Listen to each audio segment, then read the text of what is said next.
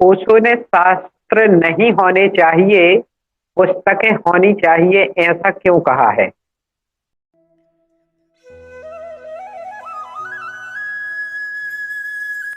इसके पीछे ओशो का मंतव्य था कि जब भी कोई पुस्तक शास्त्र हो जाती है तो उसे हम समझना, पढ़ना, उस पर चलना, उसे जानना हम खो देते हैं।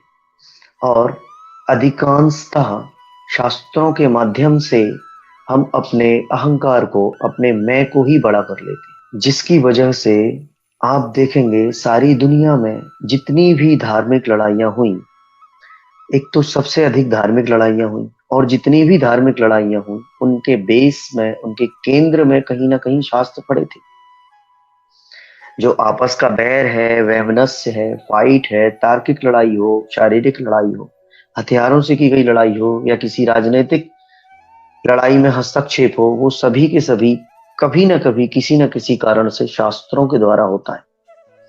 तो जब कोई पुस्तक शास्त्र हो जाती है तब वह पूजनीय हो जाती है, तब वह पढ़ने के लिए नहीं होती, तब वह पूजा करने के लिए होती है। मुझे याद आती है एक घटना, जब एक बार एक बहुत बड़ी भीड़ में पूछा गया कि इस जगत की सबसे अच्छी पुस्तक कौन सी है। किसी ने कहा गीता है, किसी ने कहा बाइबल है, किसी ने कहा कुरान है। फिर उन सभी लोगों से पूछा गया कि जिसने जिस पुस्तक को सर्वश्रेष्ठ पुस्तक कहा है, क्या वह उसने पढ़ी है?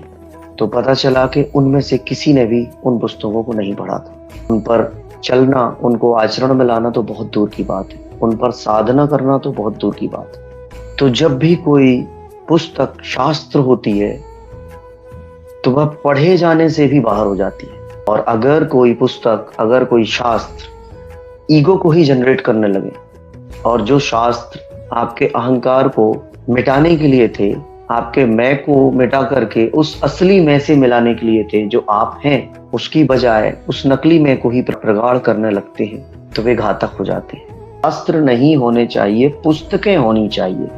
मतलब जिन पुस्तकों को हम शास्त्र बना देते हैं, उन्हें शास्त्र बनाने की बजाय पुस्तकों तक ही सीमित रहने दें। इन अर्थों में ओशो ने शास्त्रों को मना किया और कहा कि किसी भी पुस्तक को हमें शास्त्र नहीं बनाना चाहिए।